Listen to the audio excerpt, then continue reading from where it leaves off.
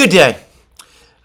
Today is 12th December 2024, and in my previous program, the one I made on 11th December 2024, I spoke of how the Biden administration appeared to be taking steps to escalate the tensions with Russia. They were seeking to impose oil sanctions on Russia, and I linked that to the fact that the Trump team, Donald Trump and his people, seem to be, in fact, were finally engaging in some genuine diplomacy with the Russians, using the good offices of the Hungarian Prime Minister, Viktor Orban, who, if not perhaps exactly an intermediary, can perhaps be justifiably referred to as a mediator, seeking to speak to each side and to bring them closer together. Orban, of course, on the 9th of December, was in the United States. He met with Donald Trump in Mar-a-Lago, and then on returning to Hungary on the 11th of December, he telephoned Vladimir Putin. And there was a 1-hour call, and it does seem, at least to me, as if some kind of dialogue or contact using, as I said, Orban's good offices is now underway. Well, I also discussed the escalatory moves that the Biden administration was taking. I discussed the oil sanctions that they have in the pipeline, so to speak. I have absolutely no doubt whatsoever that those oil sanctions are on the way. I briefly touched on the $20 billion loan that the US Treasury has now extended to Ukraine. Note that it has not been approved by Congress. A couple of weeks ago, there were reports that Congress had been requested privately by the Biden administration to approve a further $24 billion appropriation for Ukraine. There is no support for that, apparently, amongst the Republicans in the House of Representatives, and Speaker Johnson has ruled the idea out. Nonetheless, the Biden administration has gone ahead with a $20 billion loan. They say that it is their share of the $50 billion loan that the European Union and the United States, and indeed the G7 countries, discussed many months ago now, and it is supposed to be repaid from the interest of the frozen assets of the Russian central bank. By the way, that is a bigger loan from the United States than earlier reports had suggested. I'd understood that the United States' share of the $50 billion loan, or at one point it was a $55 billion loan, would be significantly less than this. Since it is American money that is being loaned to Ukraine, taxpayers' money sent to Ukraine by the US Treasury, and therefore either borrowed on behalf of American taxpayers by the United States government or raised through taxes. I would have expected, I would have supposed that a loan like this would at least require the agreement of the House of Representatives, if not of Congress as a whole. But of course, no such request to Congress has been made. I'm not going to pretend that I am familiar with US budget laws. I'm not going to say that this is illegal and wrong. All I would say is that the way it's been done did surprise me. And not only has this loan been made, but as Alex Christoforou and I have discussed in several programs, it's very difficult to imagine that the frozen assets, the Russian frozen assets, will ever produce enough interest to repay the full amount of this loan, which I would have thought ought to make it even more necessary to refer this loan to Congress and to get Congress's approval. But there we are. Secretary Yellen apparently called all the officials, the relevant officials of the Treasury, to her office. There was some kind of a celebration as this loan was paid out, or at least as confirmation of this loan was confirmed. Apparently she did something with a laptop, signaling that the loan would indeed be provided to Ukraine, though I understand that for the moment there has been no actual disbursement of money, and that might take some time to send. And, well, there is some skepticism, I know, in some places about whether this theatrical performance about this loan is ultimately even real. But anyway, I'm not going to devote more time to that in this program. Suffice to say that committing funding to Ukraine, publicly committing funding to Ukraine, and saying that it will be paid out of the interest of Russian assets which have been frozen is legally controversial, to say the least, and would undoubtedly be seen in Moscow as another major escalatory step and something that would be guaranteed to infuriate the Russians.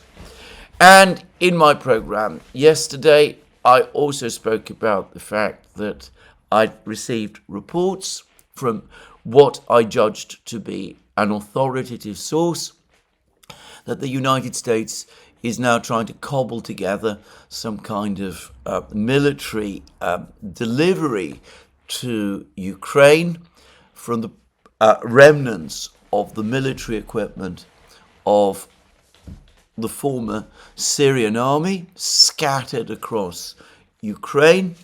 I've received a lot more information about that over the last 24 hours. In fact, I've received absolutely definitive information from what I consider to be a highly authoritative source in this area, somebody who knows this business and this world very well.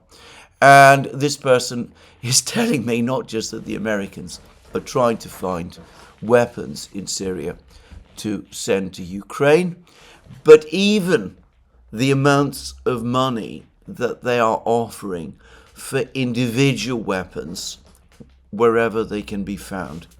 I remain skeptical, by the way, that large stockpiles of weapons will be found in this way, given the gathering collapse of Syria, which I will discuss later in this program. Anyway, those were the major escalatory moves by the Biden administration that I discussed yesterday, all taking place even as President-elect Trump is now reaching out to the Russians, not doing so directly, not calling the Russians, not sending his own people to Moscow. He probably understands that this would be a politically risky thing to do, to say the least, but he's talking to Prime Minister Orban of Hungary. He is listening to what Prime Minister Orban of Hungary is saying. He is expressing his own opinions about this, and Orban, for his part, is contacting and discussing the situation, the potential diplomatic moves, both with the Ukrainians, who we will come to shortly, but also with the Russians, and has now had a 1-hour telephone call with President Putin. Well, I discussed all of these escalatory moves that we have seen from the Biden administration in my program yesterday, but I also said something which became completely out of date by the time the video appeared. When I said it, it was still true, but by the time the video had appeared, it was no longer true. I said that since the US ATACMS, and the British Storm Shadow strikes that we saw in late November, after the Oreshnik counterstrike by the Russians after the Russian destruction of 5 HIMARS launchers and the Russian hunt and killing of American and French technicians and analysts in Ukraine, and after General Gerasimov, the chief of the General Staff of the Russian Armed Forces, telephoned General Brown, the chairman of the Joint Chiefs of Staff, I said that following that, there had been no more American missile strikes, rather no more ATACMS missile strikes on Russia, pre-2014 Russia. Well, as I said, that was true, or at least the information was true when I said it. In fact, unknown to me, by that point, a missile strike using ATACMS missiles against a Russian city located within 2014 Russia had already taken place. And the Russian Defense Ministry has provided us with a detailed account of that missile strike, which provides some details of the strike itself and tells us, gives us the Russian account of what happened. On the morning of 11th December 2024, the Kiev regime launched a missile strike by Western-made high-precision weapons against the Taganrog military airfield on the territory of Rostov region. In the course of proceedings, it has been reliably established that 6 US-made ATACMS ballistic missiles were used. 2 missiles were shot down by a Pantsir anti-aircraft system. The rest were downed by electronic warfare systems. As a result of rocket fragments falling, there were casualties among the military personnel. No damage was caused. 2 buildings on the airfield technical territory, 3 military motor vehicles, as well as civilian military motor vehicles on a parking lot adjacent to the airfield were lightly damaged by missile fragments. The attack by Western-made long-range weapons will not remain unanswered, and appropriate measures will be taken. Now, I want to say straight away that I have absolutely no doubt that this missile strike on Taganrog, which I'll discuss shortly, another act of escalation, in other words, falls squarely within that further pattern of escalation by the Biden administration that I have just discussed. The oil sanctions, the proposed oil sanctions, the loan, the $20 billion loan, all of those things. This is part of that same pattern of escalation by the Biden administration that we have seen. And obviously, it cannot have been organized just over the course of the last 24 hours. It would not have taken place, for example, because Orban called Putin. It would have had to have been organized several days before.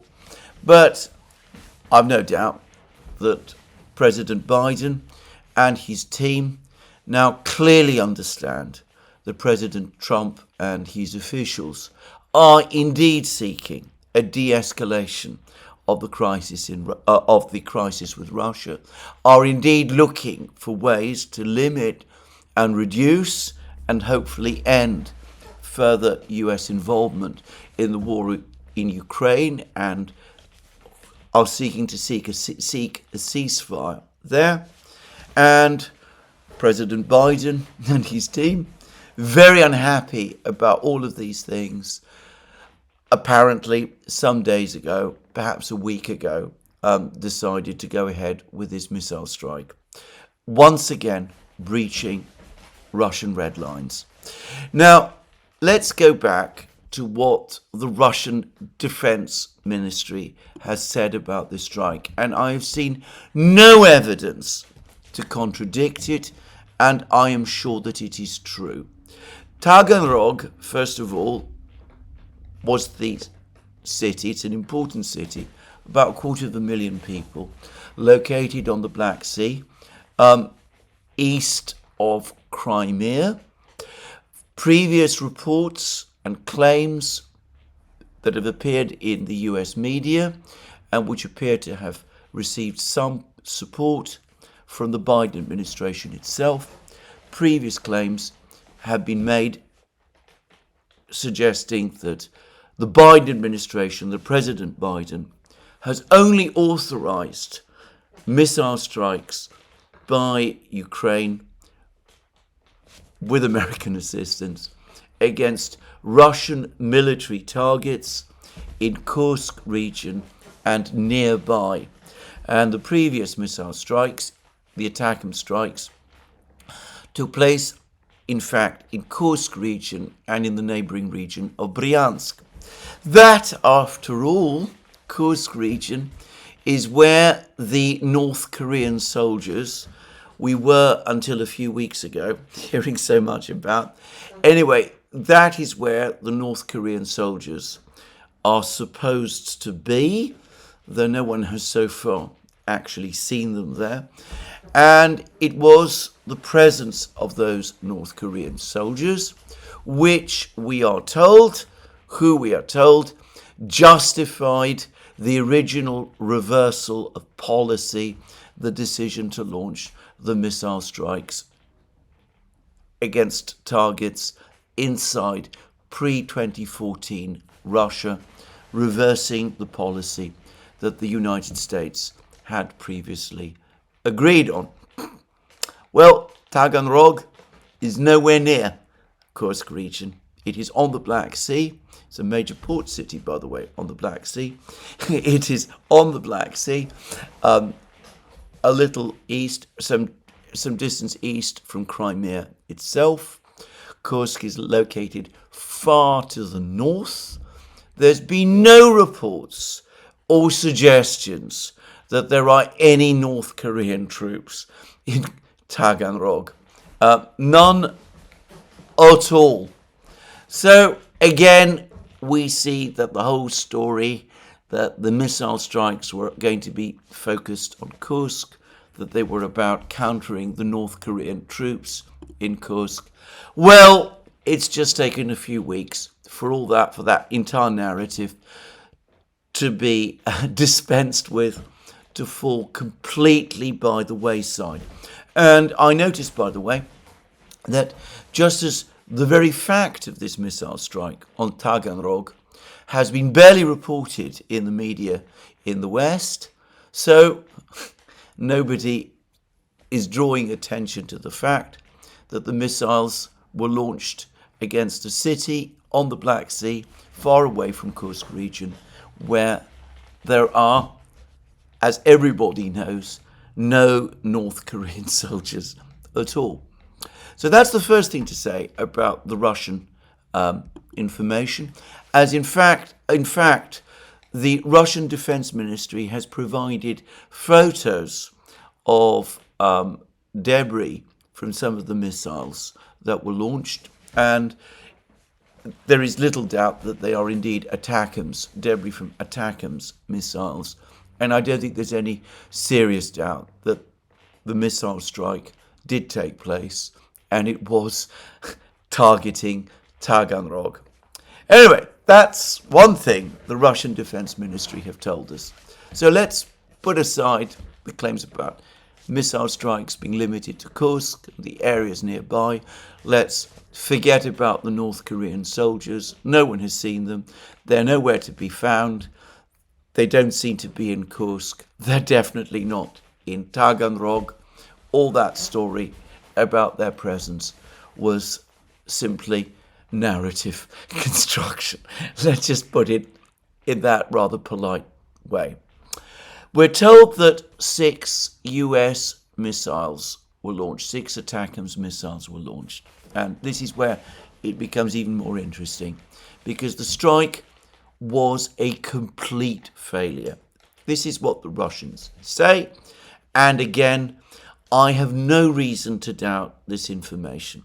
The Russians say that 2 missiles were shot down by Panzer point defense systems, and the other 4 missiles were diverted from their path and brought down through electronic jamming. And to reiterate again, there is no reason to doubt this.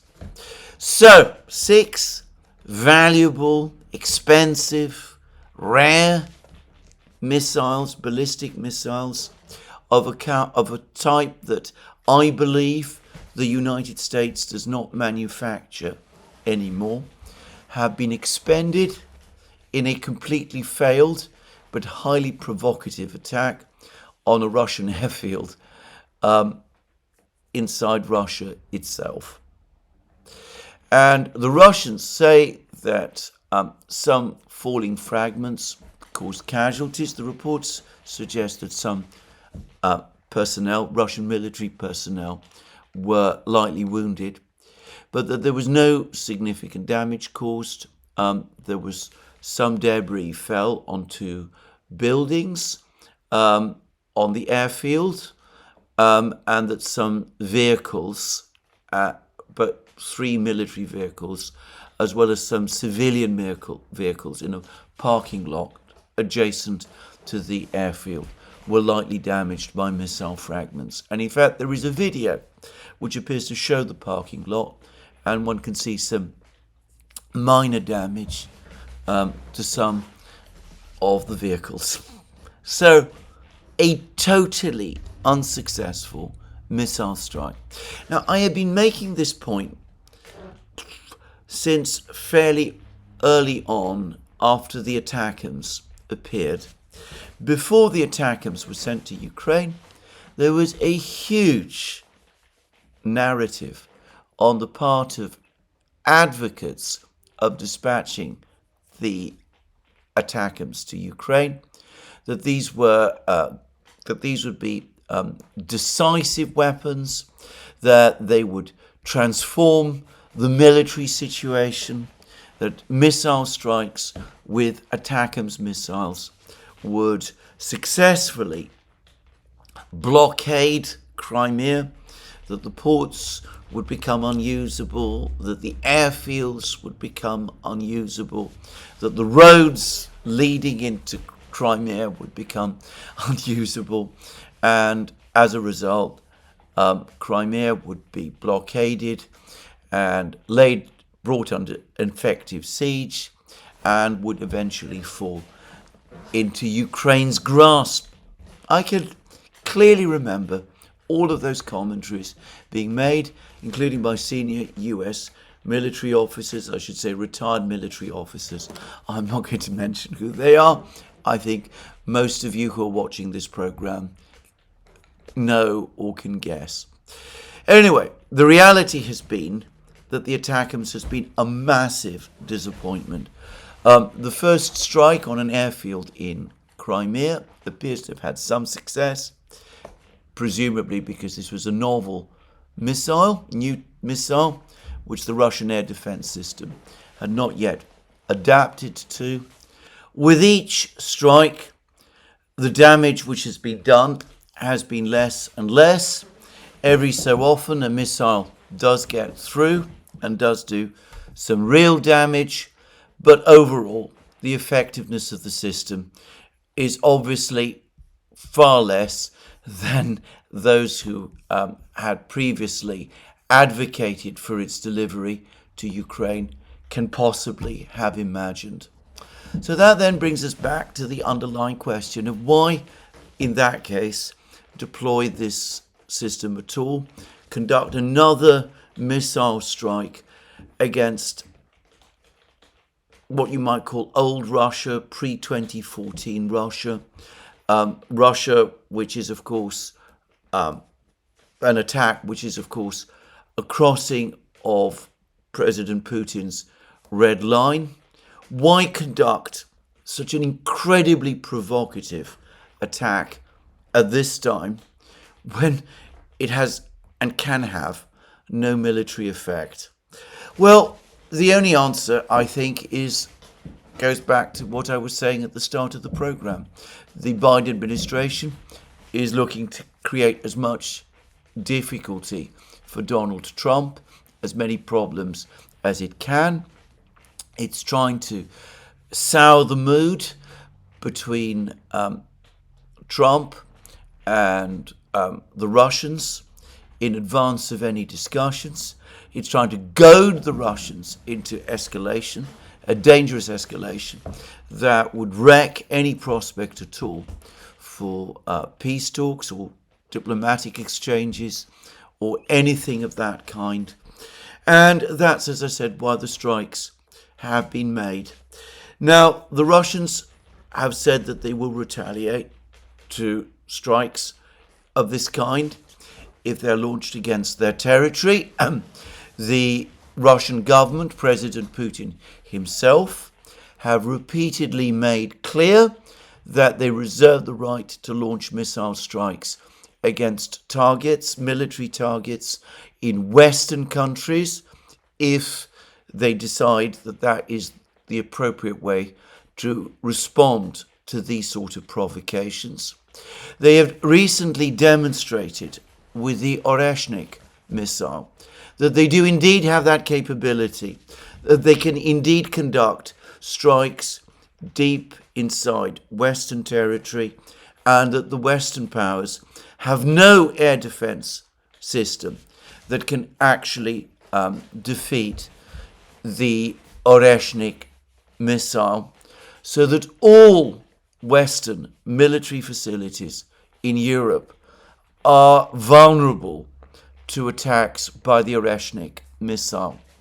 The Ukrainians say that the Russians have the capability to produce 25 Oreshnik missiles a month, and that the Russians could produce around 300 of these missiles a year. Now, I don't think that these figures are far-fetched.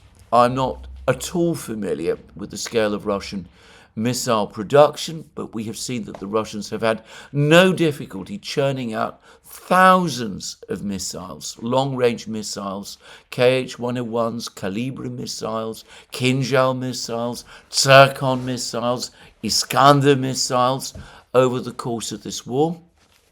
I understand that they have already launched against Ukraine a larger number of missiles than the United States retains in its stockpile, its total stockpile.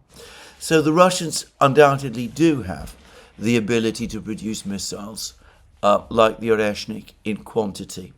And I'm going to suggest that the nature of this missile, using to some extent proven and well-established technologies, lends itself to mass production, and the missile system, very much consistent with Russian weapons philosophies, was probably designed with mass production in mind. Brian Beletic has discussed this at very great length in many programs, how there is a fundamental difference between the Russian and Chinese military-industrial complexes on the one hand, and the Western military-industrial complex on the other, at least the American one. The American system is based around private enterprise. It has specialized factories that produce weapons basically exclusively. There's been a recent very interesting article comparing the Chinese military-industrial complex with the American, in which the Chinese have pointed out that their military-industrial complex is essentially an outgrowth of their vastly huge manufacturing industry, so that it is relatively simple for them to produce weapons in huge quantities simply by diverting some civilian production to weapons use as is necessary in the interests of China's national defense. The Russian industrial system is a sort of mix of the two, in the fact that you have factories whose primary purpose is military production, but they're state-owned and they function also as factories that can produce civilian goods when the need to do so arises. And they very frequently do, in fact, produce civilian goods for the civilian economy. And they were designed to do that. They were designed in that way. The Russian industrial system, military industrial complex, is wholly state-owned, and it's always been geared towards large volumes of production, not so much for the making of huge profits. So I personally have little doubt that the Russians, if they need to, could produce 25 Oreshniks a month, 300 a year, though I want to stress I'm not saying they will, or that they have any actual plans to do anything like that. Maybe they will judge that they need far fewer of these missiles. What they will need, rather, is the capability to produce many more as the need arises. Anyway, put all that aside, the Russians have the capacity to counter these systems. They've shown that they have the will to use them. In Ukraine itself, we had the attack on the Yuzhmash factory. The Belarusian president, Alexander Lukashenko, has discussed the attack on the Yuzhmash factory, even as he's spoken about the enormous capability that the Oreshnik will provide the joint Belarusian and Russian forces in Belarus to deter aggression. Lukashenko has also spoken about the complete destruction of the Yuzhmash factory following the Oreshnik strike. Now, that appears to conform with some of the claims that Vladimir Putin has made about the Oreshnik. Professor Theodore Postol has, I think, argued convincingly otherwise, that if the warheads that were used in the test missile strike on the Yuzhmash factory were indeed, as Professor Postol believes, inert metal rods flying at hypersonic speeds above Mach 10, then what you have is a devastating area weapon, but not a weapon with the ability to penetrate deep into underground bunkers and to turn them to dust in the way that President Putin suggested. It could, however, be that Lukashenko is right and that he knows more about the nature of the attack on the Yuzhmash factory than Professor Postol does, in which case I would suggest that the easiest way to reconcile Professor Postol's analysis with that of Lukashenko and Putin is by going back to the theory that the warheads, the hypersonic warheads carried by the Oreshnik that carried out the strike on the Yuzhmash factory were not inert, that they did carry explosive, perhaps that Hextol metallic explosive that I discussed in earlier programs, of which a source with information in Russia informed me. And that might explain why the attack, the strike on the Yuzhmash factory, might have been more devastating than Professor Postol thinks. It is an interesting fact that neither the Russians nor the Ukrainians nor the Western powers have provided us with much photographic evidence of the actual damage done to the Yuzhmash factory, which has kept us all somewhat in the dark and reduced us to speculating. But anyway, there we go. Let's move on. So clearly, the objective is to provoke the Russians with this latest attack into doing something, maybe launching some kind of devastating strike inside Ukraine, maybe targeting Zelensky himself, as Putin has hinted, maybe conducting missile strikes on Western facilities in Europe. Some people have suggested the Aegis offshore batteries that the United States has built in Romania and Poland. I don't myself believe that this is going to happen. A dialogue is now underway between the Russians and the Trump team. Russian officials have spoken about this dialogue. Dmitry Medvedev, the deputy chair of the Russian Security Council, who has just visited China, where he's had meetings with senior Chinese officials, including Xi Jinping himself. Anyway, Medvedev has spoken again about Russia's willingness to conduct discussions with external powers, with the United States, indeed with Ukraine if necessary, as well, provided, as Medvedev says, these talks reflect the realities, Russia's red lines about NATO membership, the military situation on the actual front lines, all of the things which, as Medvedev pointedly reminded us, that Putin said when he addressed the foreign ministry in Moscow in June. So I don't think the Russians, at this particular moment in time, think that it is in their interest to wreck the possibility of discussions with Donald Trump and his team, and to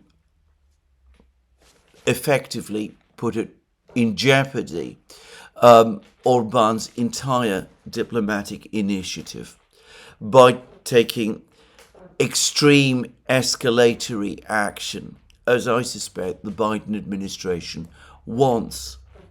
They have only 40 days until Trump becomes president, and then he's able to make decisions. And I've actually seen a report over the last few minutes. I don't sure how true it is, but I've actually seen a report in which Donald Trump himself appears to say that these missile strikes on Russia are a mistake, with the implication that they should be discontinued, which strongly suggests that, if this report is true, that after Trump becomes president, these missile strikes will stop. In which case, I don't think there is any particular reason for the Russians to escalate massively in the way that some people have suggested. And if I'm going to say it frankly, as some people, not just on the Biden administration side, but some people who claim to be on the Russian side, appear to want. That doesn't mean that the Russians are not going to do anything. Another Oreshnik strike within Ukraine is a real possibility. The United States, American officials have been discussing that possibility. It is also highly likely that the Russians will do the same thing that they did after the previous ATACMS strike and go after the launchers and their crews. They destroyed 5 launchers following the previous ATACMS attacks in Kursk region. Maybe this time they will be hunting for them once again. And of course, following the previous attack, they went after Western personnel in Ukraine itself.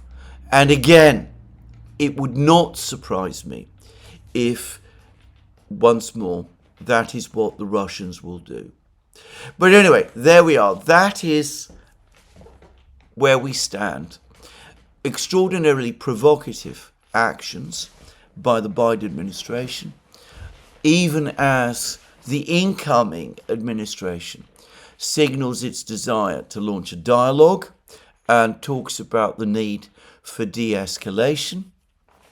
This violates my entire understanding of what transition periods were supposed to be about. I always thought that the purpose of a transition was for the current administration to work with the new administration, the incoming administration, to make sure that the transition was as smooth as possible so that the new team, when they took over, would have less work to do.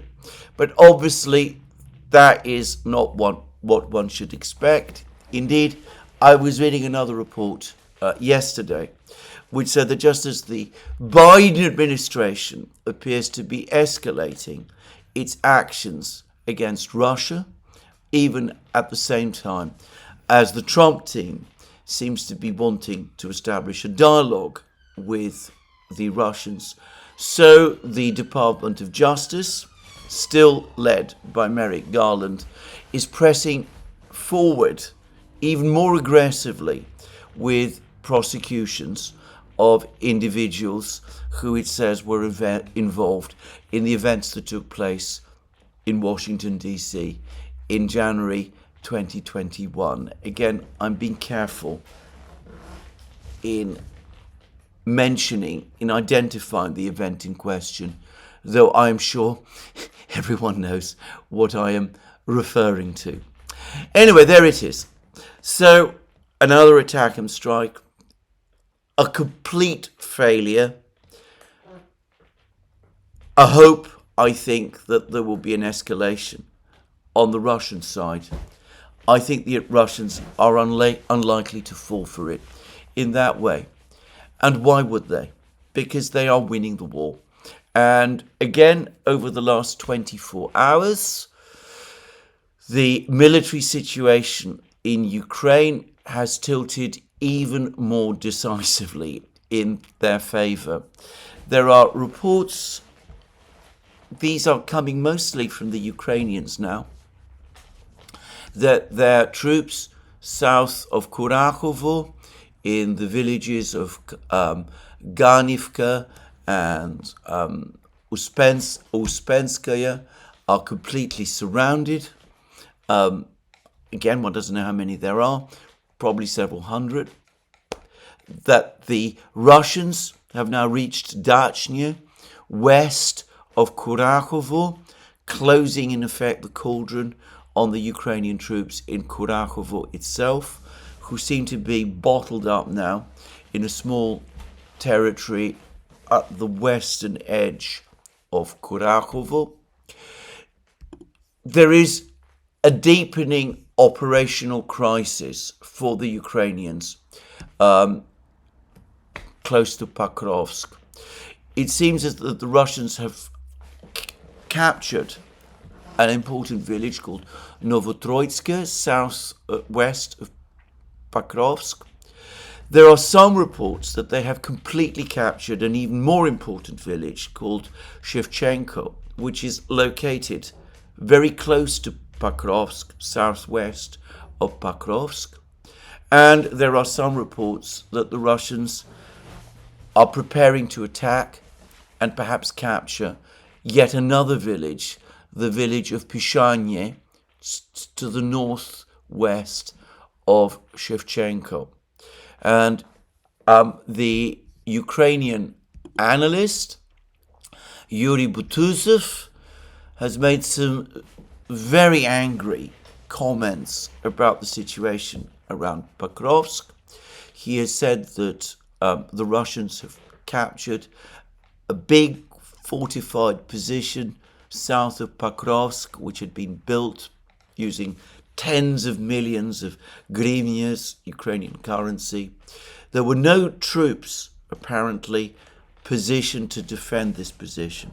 So the result is that it fell to the Russians undefended.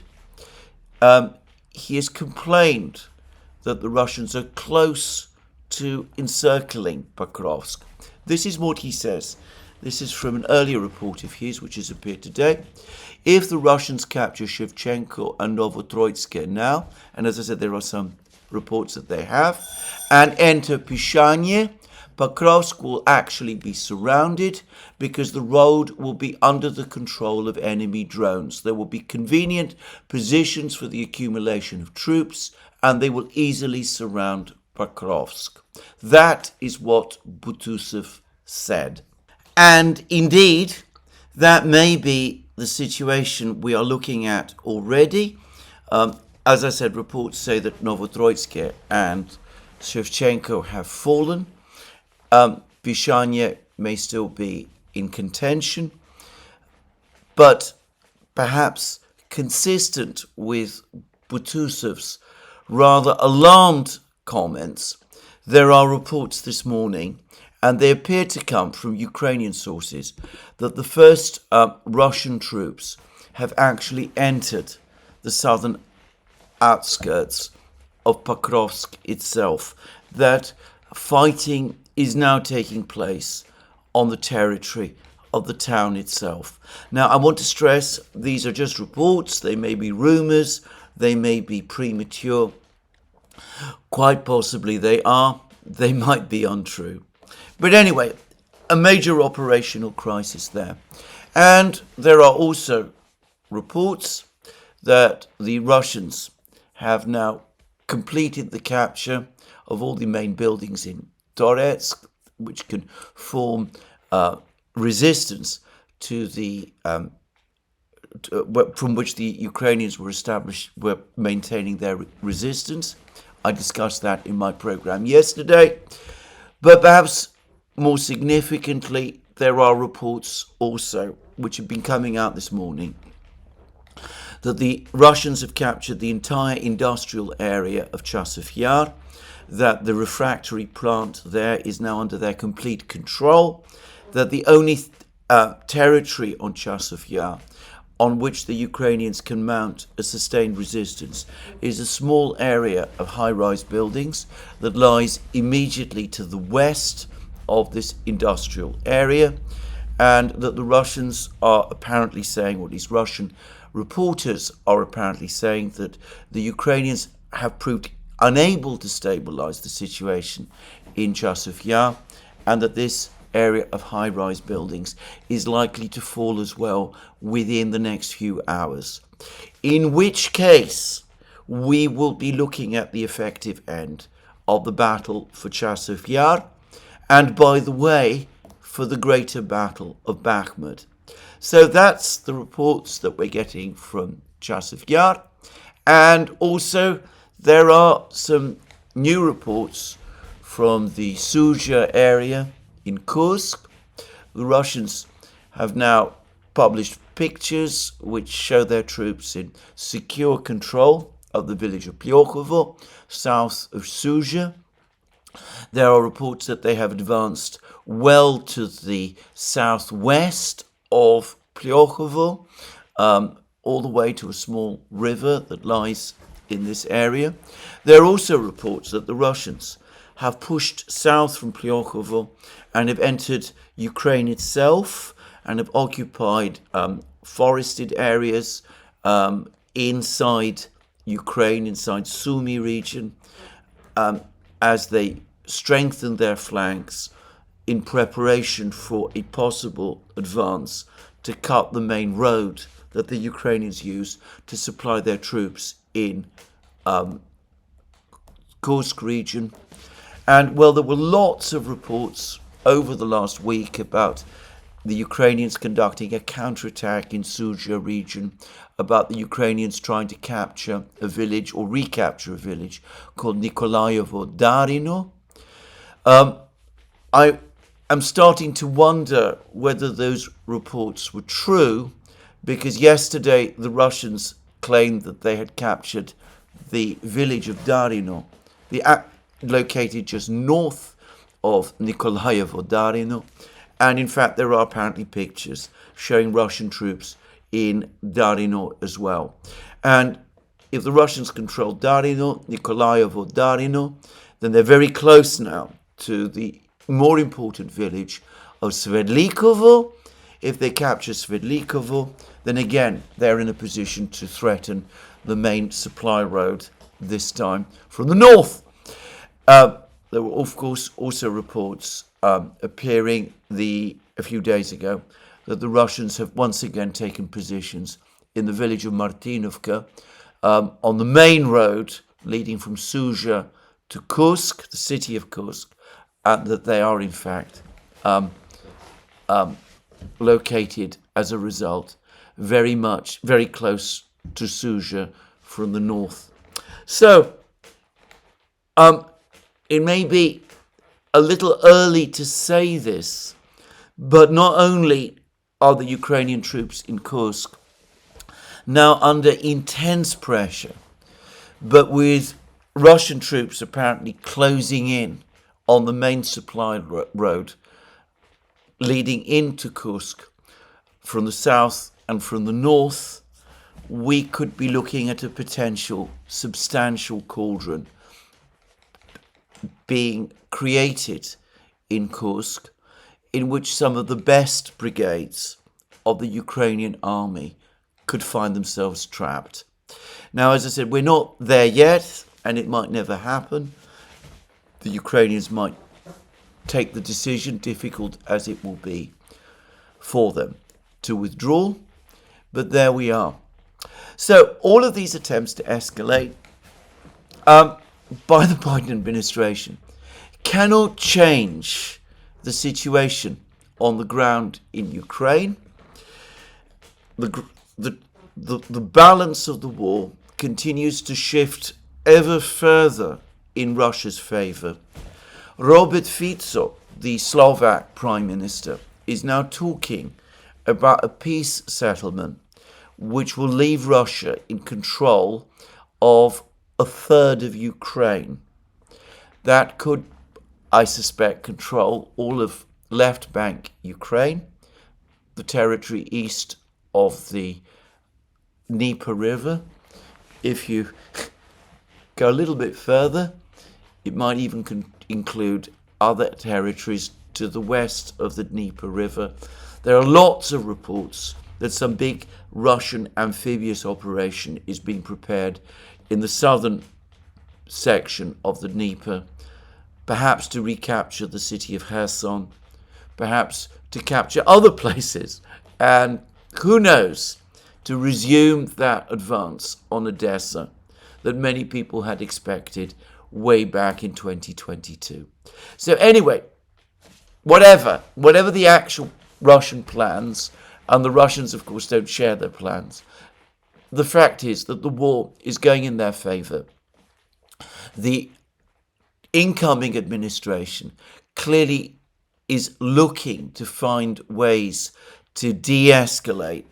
So these attempts by the Biden administration to throw the whole thing off balance are such that the Russians have no real need to go along with them.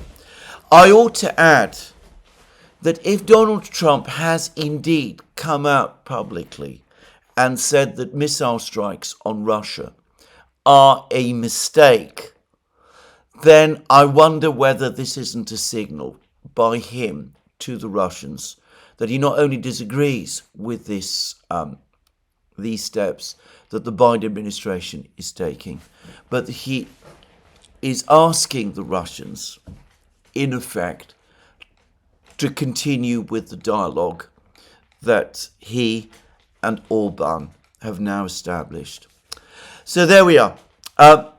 Zelensky himself is absolutely furious about all of these diplomatic initiatives.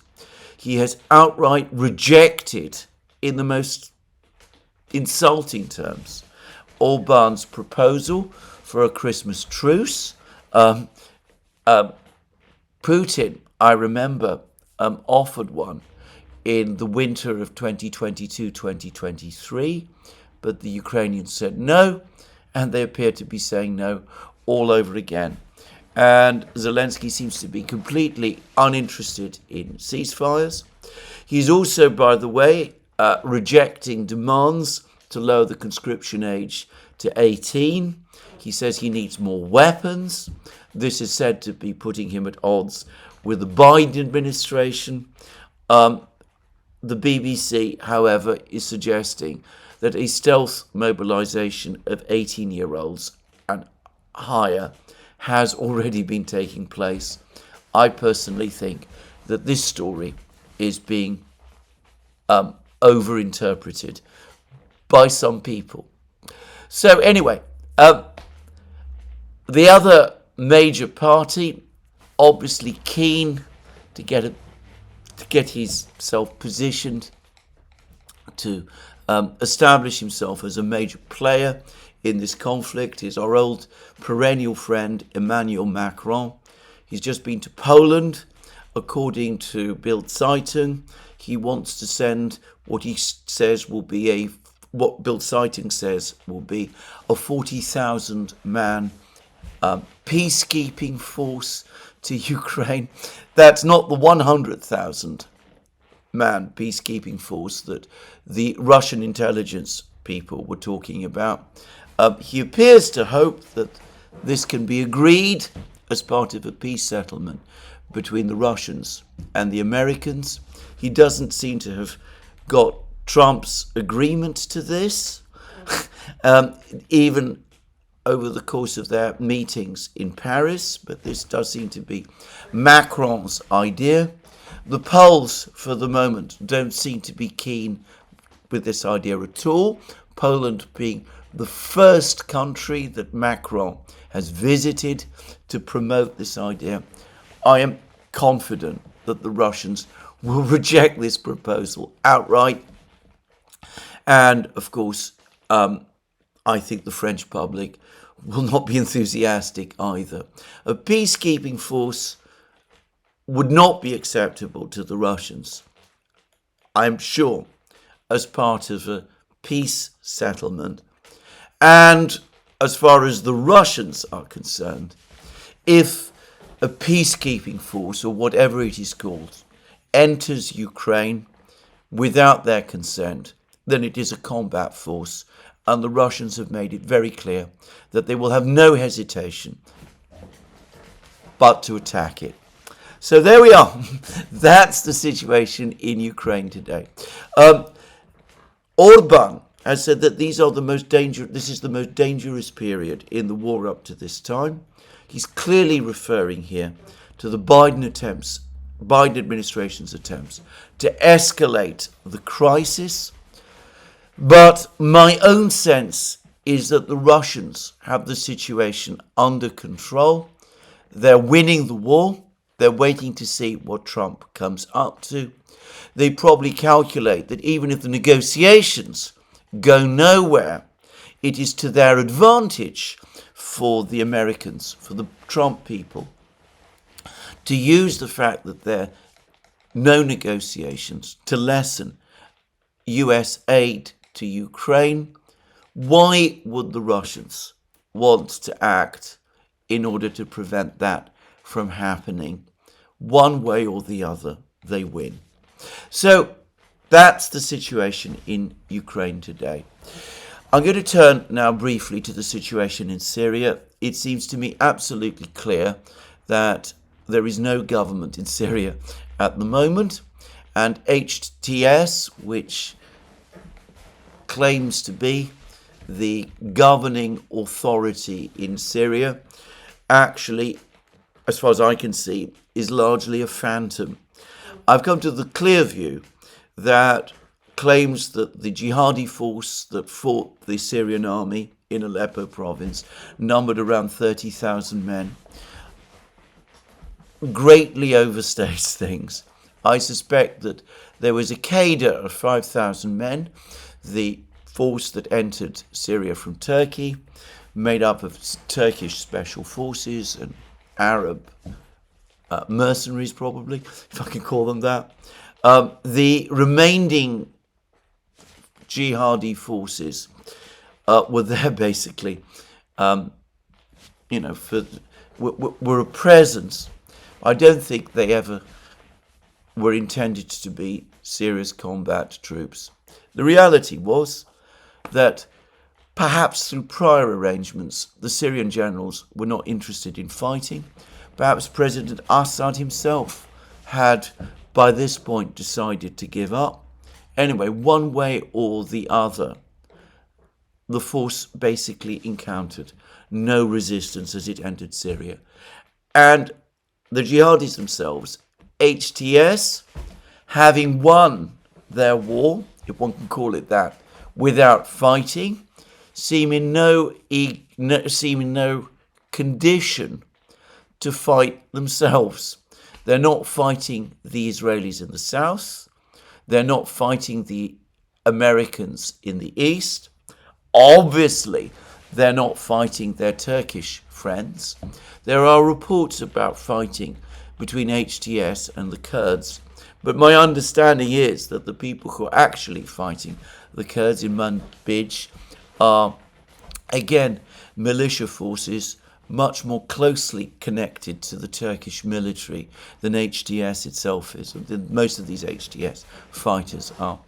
And interestingly enough, HTS is not fighting the Russians. There's film now appearing of Russian military convoys trundling along roads in Syria, moving towards the Russian bases in Latakia, towards Khmeimim and Tartus, and they just drive through on the roads. Sometimes you see gaggles of HTS fighters on the roads, and they do not interfere. They sometimes shout slogans as these Russian troops roll by, but they're making no attempts at all to interfere with their movements. That is enabling the Russians, without any difficulty, to concentrate all their forces in around their bases. Now, I've discussed the question of the Russian presence in the bases in several programs. I still believe on balance that the Russians will want to withdraw, but I'm getting increasingly the impression that Erdogan himself and perhaps even HTS want the Russians to stay, if only because they think that whilst the Russians are there, that gives Erdogan and HTS some degree of leverage, perhaps over the Americans and conceivably even the Israelis. I'm not going to labour that point. I'm not sure that it's even true. It's obvious to me that HTS, anyway, is in no condition to take on the Russian army any more than it's in any condition to take on the American army or the Israeli army or, of course, the Turkish army either. And, well, I discussed the situation in Syria in my programme yesterday. Every day it gets worse. There's reports now that archaeological sites are indeed being plundered. I don't know anything about the state of the museums in Damascus. There are more murders and killings right across Syria. I don't think this is a organised campaign of killing by anybody. I would say rather it's a reflection of the ongoing collapse of authority that is taking place in that country. And the former British diplomat and extremely astute and shrewd commentator of events, Craig Murray, has recently visited a checkpoint on the Syrian-Lebanese border. And the thing that struck me about his report is firstly that, contrary to many claims in the Western media, there is no vast mass of people, Syrian refugees in Lebanon, seeking to re-enter Syria. In fact, I read a report in the Financial Times yesterday, which also said that most Syrian refugees in Europe are showing currently no enthusiasm or great desire to return to Syria at this time. But even more interesting, Craig Murray said that there was no personnel, no border guards, no police officials, no soldiers on the Syrian side of the checkpoint. The only people who were guarding the checkpoint were on the Lebanese side, and they were Lebanese. Of course, the most important thing for any government, any sovereign state, is control of the state's borders. It looks as if the Syrian government, the Syrian authorities, to all intents and purposes, no longer exist. In fact, we are no longer justified, in my opinion, in speaking of Syria as a state anymore. There is a Syrian nation, there is a Syrian people, there is a territory which used to be Syria, but the state of Syria has, to all intents and purposes, ceased to exist. And there is instead a struggle between various powers to control stretches of Syrian territory that is of interest to them, to in effect partition Syria. In other words, or at least not maybe partition Syria, but control chunks of it. So the Turks are in the north.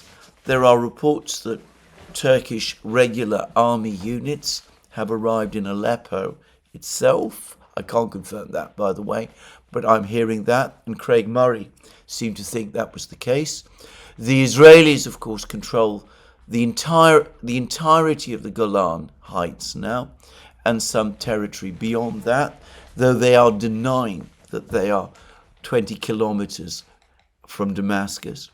The Americans are still there in the east of Syria, clinging onto the oil fields and the deserts. And of course the Russians are still there in their bases as well. And all of the reports say that they're reinforcing the bases. They're sending more people, Wagner people, to the bases. And they are, at the moment, showing no sign of leaving the bases, which continue to operate as normal. So Syria, in effect, has collapsed, and it is being partitioned, and the territory that HTS nominally controls is actually controlled by no one, because HTS has no effective authority anywhere in Syria. And I noticed that its erstwhile leader, Mr. al-Golani, the person who was being much spoken about in the media, the person who was being projected as the charismatic leader of HTS, he seems to be ruling himself out from any executive position. And, well, for the moment at least, he seems to be fading from the scene, his job presumably having been done. So it's a tragic picture, but there it is. I want to quickly discuss two exceptionally insightful articles, both of which have appeared in Naked Capitalism. The first is by Conor Gallagher, and it discusses the situation in Syria with respect to Turkey and what Turkey has achieved. And Conor Gallagher, who has worked in Turkey, who knows the country, who is familiar with the political scene there to a much greater extent than I am, he asks, did Turkey win the battle but lose the war? And he describes the internal situation in Turkey, the fact that there is still high inflation there, around 48% a year. He also says that Turkey is probably economically in recession.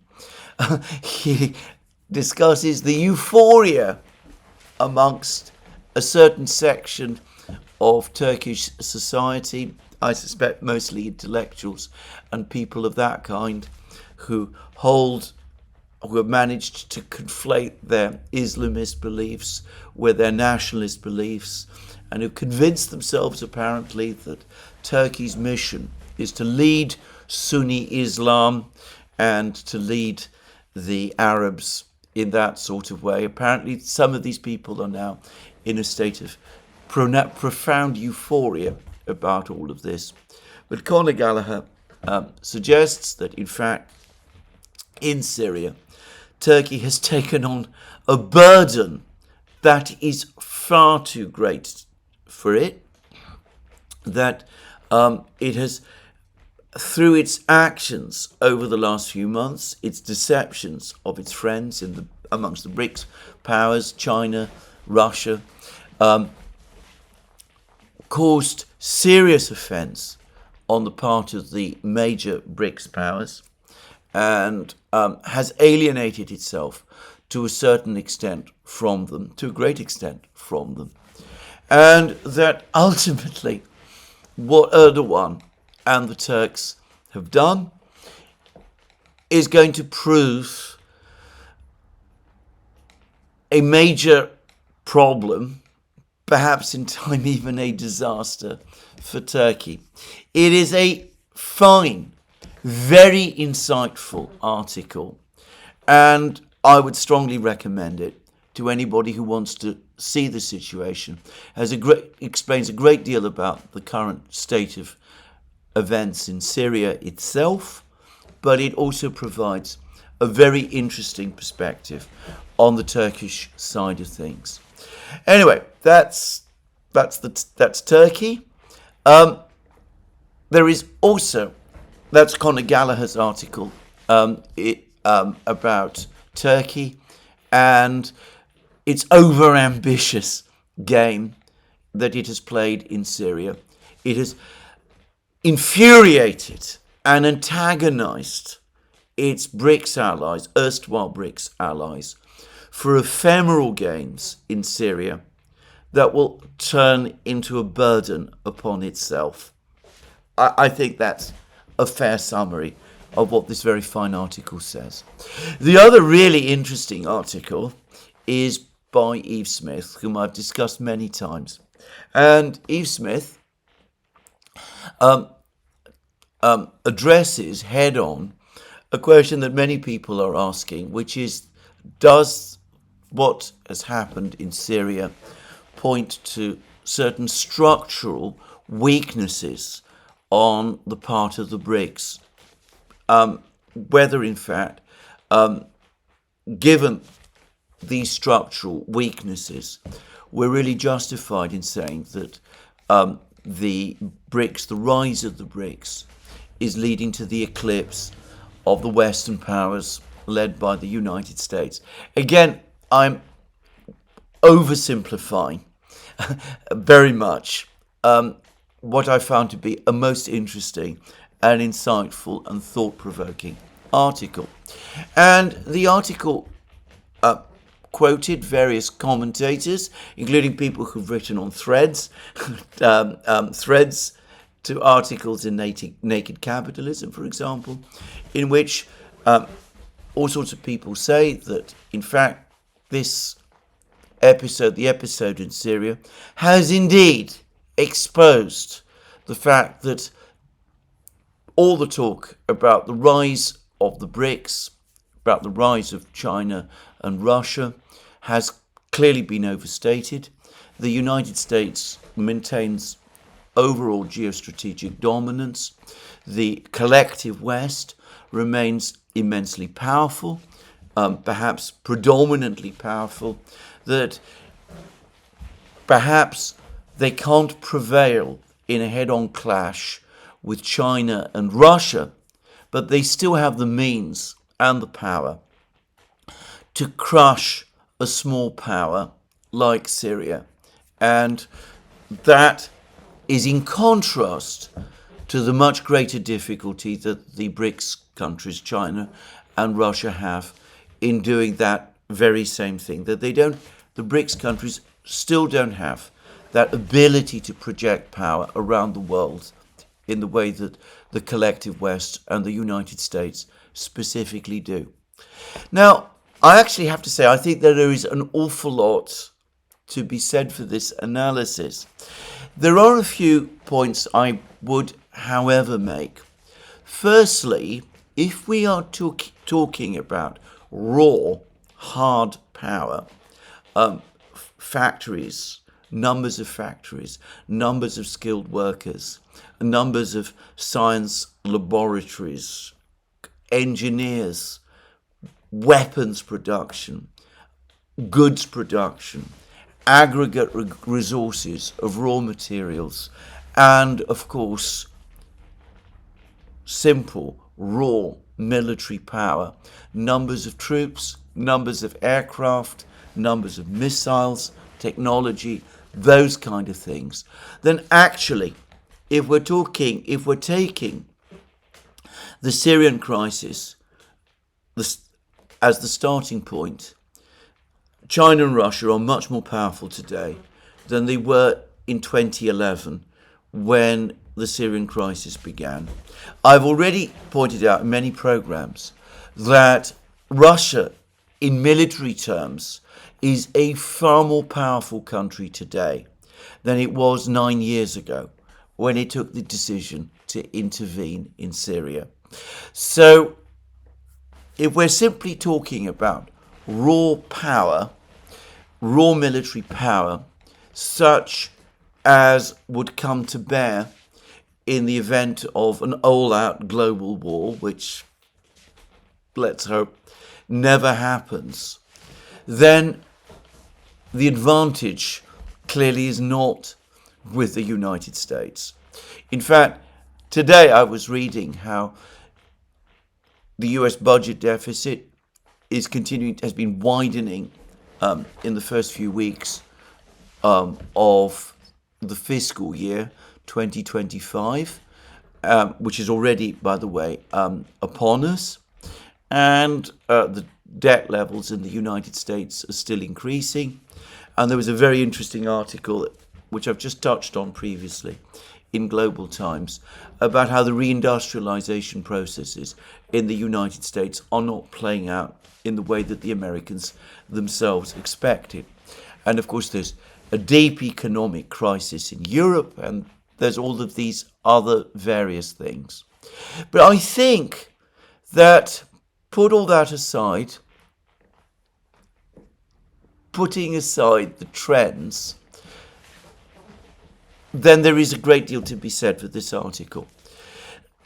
One of the points, however, which I would take issue with, is that I noticed that several of the commentators that Eve Smith cites are basically saying that unless the BRICS develop a defense and security dimension, then they cannot really compete with the Western powers.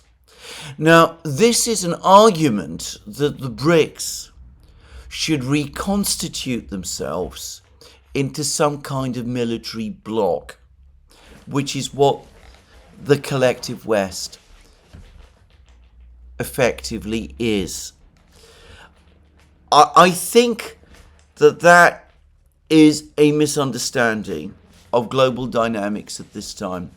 I think if the BRIC states were to try to reconstitute themselves into a global bloc, they would lose much of their ideological traction and their ability to rally global support against the West.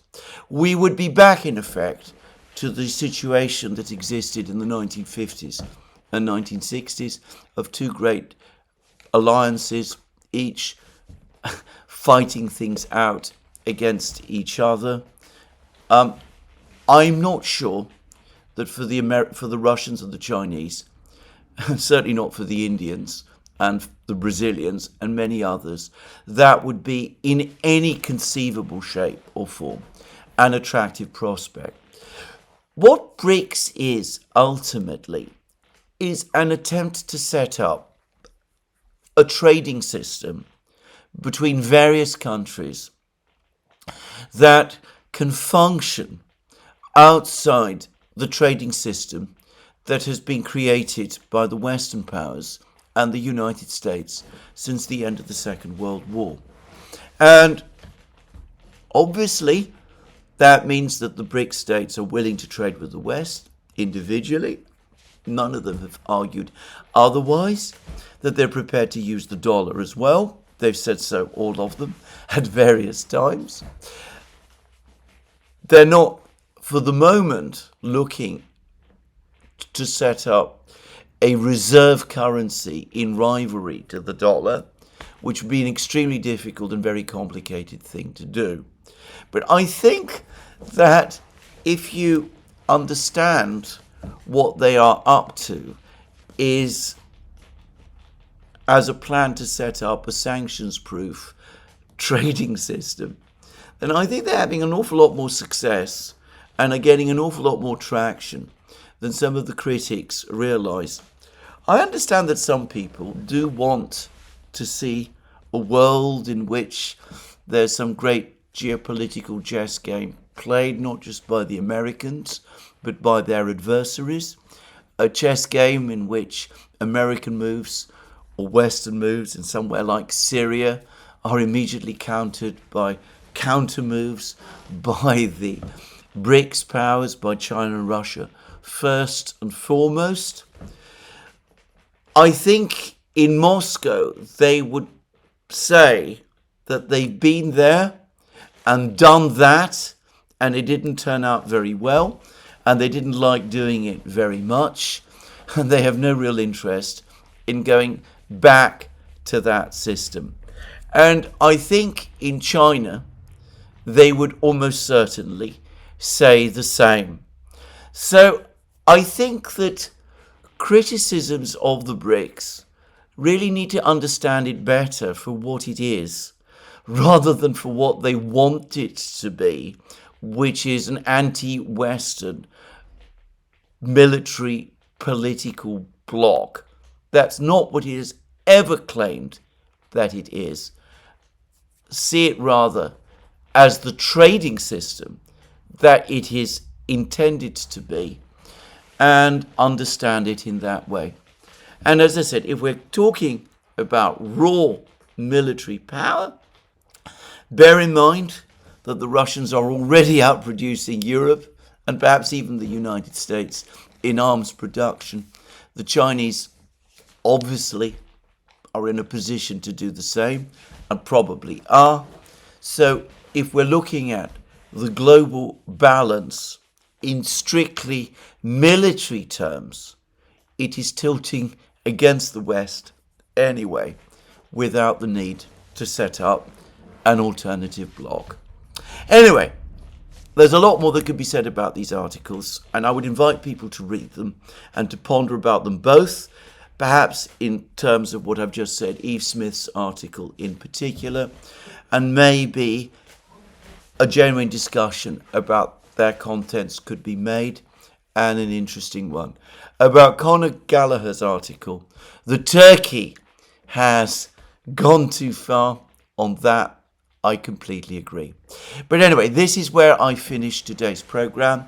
Let me remind you again, you can find all our programs on our various platforms, Locals, Rumble and X. You can support our work via Patreon and Subscribestar, and by going to our shop, links under this video. And last but not least, please remember to tick the like button and to check your subscription to this channel. And, well, I'll be back tomorrow with more news. And until then, have a very good day.